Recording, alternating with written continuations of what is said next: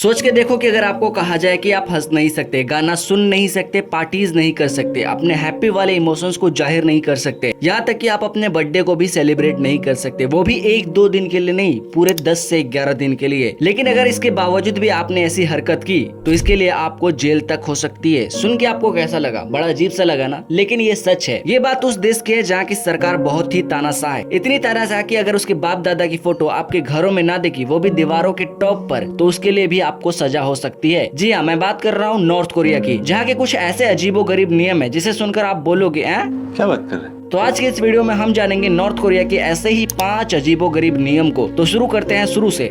North Korea में आम लोगों की डेली लाइफ कैसी गुजरती है, ये सोचने में भी आपको घुटन महसूस होगी। नॉर्थ कोरिया दुनिया का ऐसा मुल्क है जो दुनिया से अलग पड़ चुका है। North Korea is one of the most dangerous and secretive places on Earth. North Korea has the strictest laws on the planet. North Korea, the tiny isolated country. The scariest place in the world.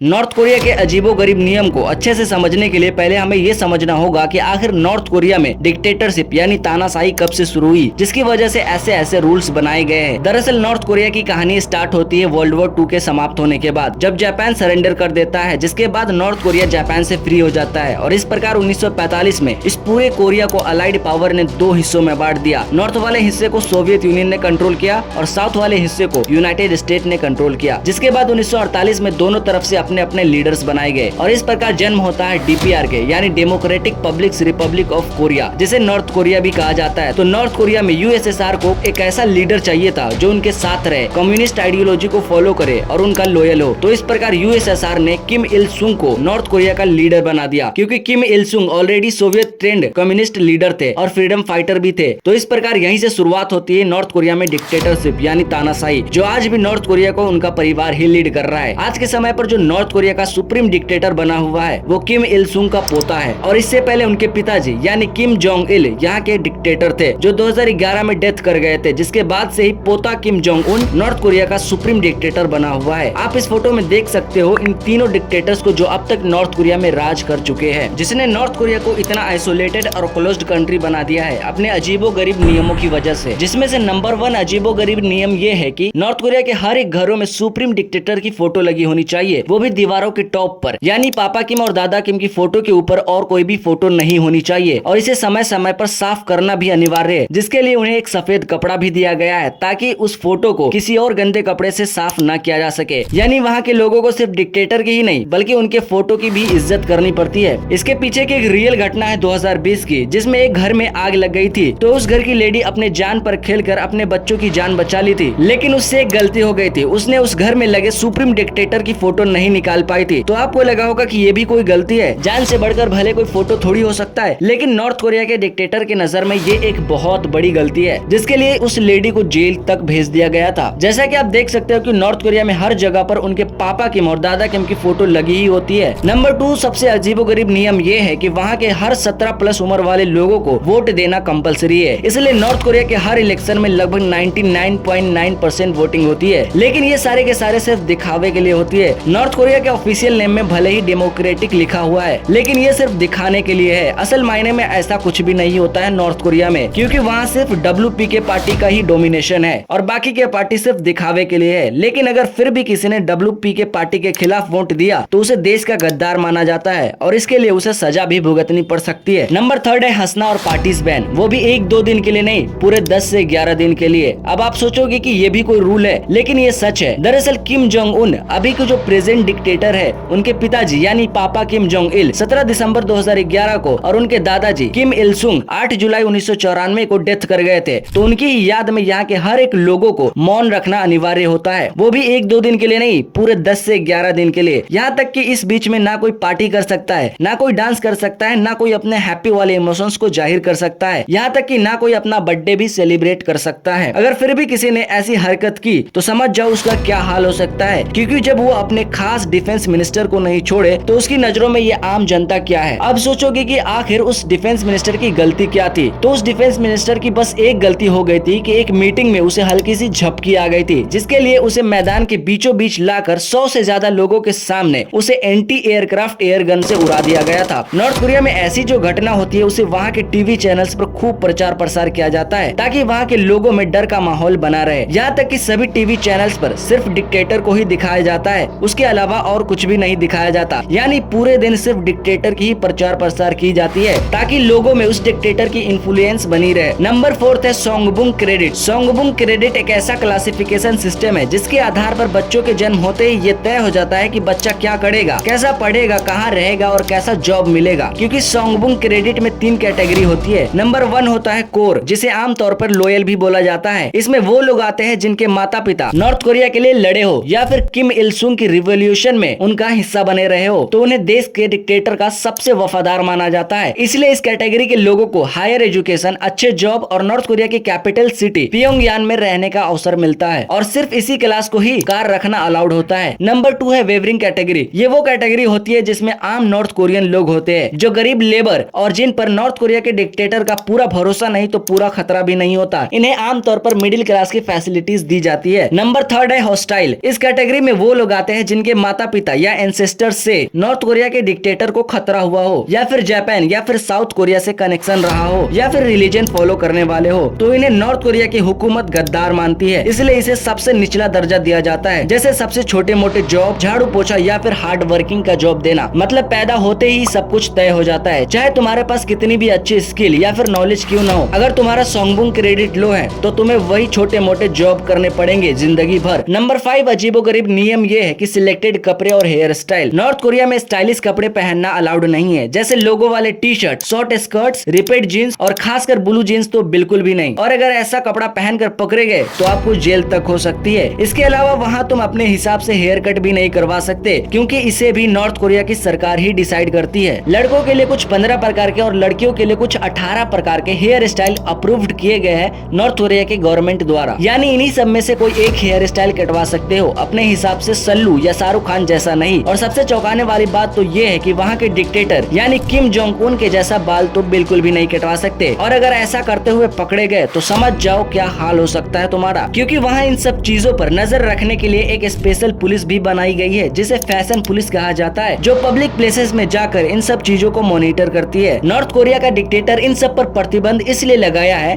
ताकि लोगों को freedom और individuality ना मिले, यानी लोगों का सोचने का तरीका सिर्फ गवर्नमेंट के कंट्रोल में रहे और लीडर को भगवान की तरह मानते रहे। सोचो, सिर्फ कपड़े और हेयर स्टाइल पर नजर रखने के लिए नॉर्थ कोरिया में एक अलग से पुलिस सेक्टर बनाई गई है। तो सोचो नॉर्थ कोरिया में और क्या क्या रूल्स नहीं बनाए जा सकते हैं। फिलहाल आज के इस वीडियो में बस इतना ही। कमेंट में जरूर बताना कि अगर आपको वहाँ छोड़ दिया जाए तो क्या आप वहाँ सरवाइव कर पाओगे। अपनी राय कमेंट में जरूर बताना। मिलते हैं नेक्स्ट वीडियो में। Bye bye, take care.